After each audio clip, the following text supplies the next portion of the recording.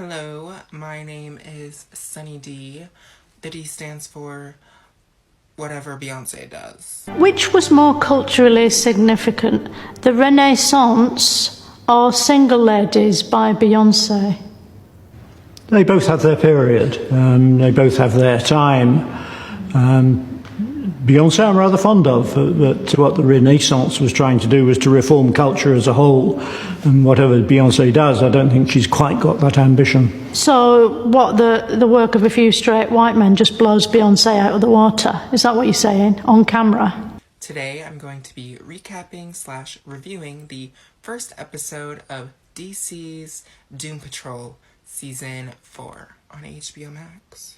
So this episode opens with a glimpse into the future where we see an apocalyptic version of this universe's Cyborg, and he's searching for something, but he stops because he feels like he's about to be ambushed by something or someone. We then jump to the present where Jane is actually being controlled by her alternate personality, Dr. Harrison, and she's been that way for about 3 months now. So Dr. Harrison Jane is giving some sort of confessional tape recording style where she reveals that the rest of the gang has been actually assuming superhero work under the group alias of the Doom Patrol, which is very fitting because previously on the show, the only time we ever heard of the Doom Patrol was when we saw Dr. Niles' OG superhero group, and they all ended up going crazy and having mental disorders and dying even. But honestly, this is like super fitting with the way that this group aligns themselves and how they handle themselves. They all suffer from some sort of mental thing going on, which I love that about this show. They're not afraid to talk about disabilities, mental health, and just like people that the public usually ostracize in general. Anyways, we see the new Doom Patrol, and they are going into battle with some guy with a laser penis. It looks like a robotic strap-on. One thing I love about this show, again, it is not afraid to have, like, queer representation. If you are LGBTQ, RSTUV, you need to be watching this show. It is high camp. This episode kind of cuts back and forth between, like, present and, like, showing examples of the group fighting. But at one point we get to learn that each of the members of the Doom Patrol have now gotten official code names that we get to hear for the first time. So Cliff is now called Robot Man.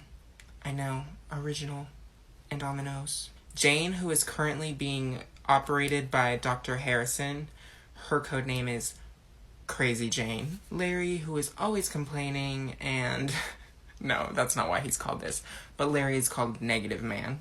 Vic is obviously Cyborg. Madame Rouge, now I thought that was already her code name, but Rita decides to call Madame Rouge Dogshit McGivens, and I don't know what to say about that. And Rita is now called a Last Woman, not to be confused with our thick mommy from The Incredibles, Elastigirl. So Vic, or Cyborg, in the last season, decided to get this surgery where he replaces all of his, like, artificial enhanced technology body parts with now synthetic human skin, which leaves him very defenseless, and, like, why is he on a superhero team still? But he is now the man behind the desk, man behind the computer. He helps out by, like, honestly, how does he help out? Anyways, him having no real defenses leaves him open to an attack by now the partner of the robot penis guy. You'll never guess what his partner's abilities are. He has a butthole bazooka. Yes. But of course, Rita stops the butthole bazooka guy from killing Vic, so we don't really get to see how that works. A very large portion of this episode was just Dr. Harrison talking to her recorder about, like, life updates about each of the group members and just their mental health issues. She was, like, psychoanalyzing them, actually.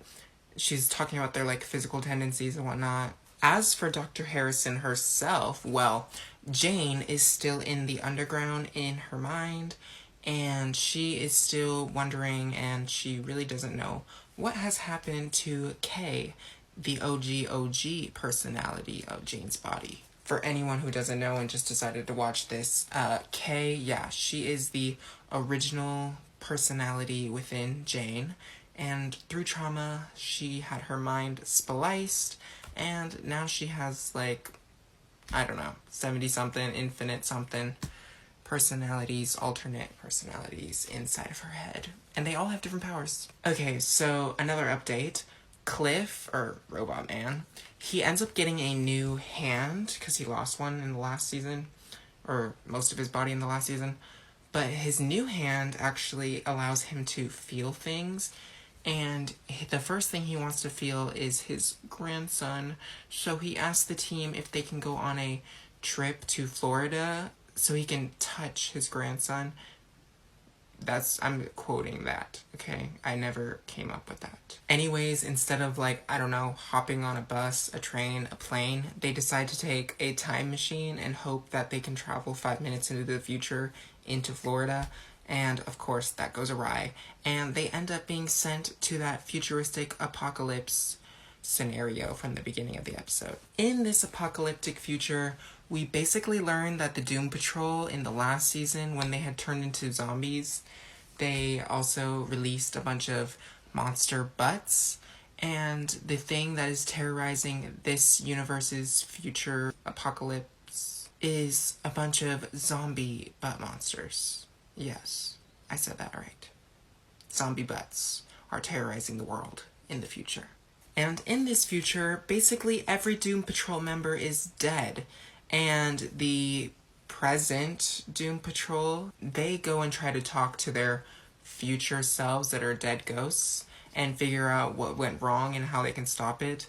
But basically this is a trap set up by future Cyborg. He wants the group to be distracted talking to their future selves, so that he can steal the time machine and go back to the past, because he believes that he'll be able to do something about it. Anyways, the episode ends with the group stopping future Cyborg from going back to the present, and they go back to the present, where they then try to figure out how to rectify that situation and not go into the apocalyptic but zombie future. Also, Jane becomes the primary again. She is the one existing in the real world. And we see the sorcerer or wizard Kipling, and he gets a prophecy from a bunny saying Immortus will rise. I'm wondering what that means. Anyways, wow, what an exciting first episode. This was a double premiere, so stay on the lookout for part 2 of this video, where I recap/review the second episode of Doom Patrol. Anyways, thanks for watching. Let me know if you're watching this show. If you're not, stop right now. Go and watch the show. It is beautiful. A work of art, really. Thank you.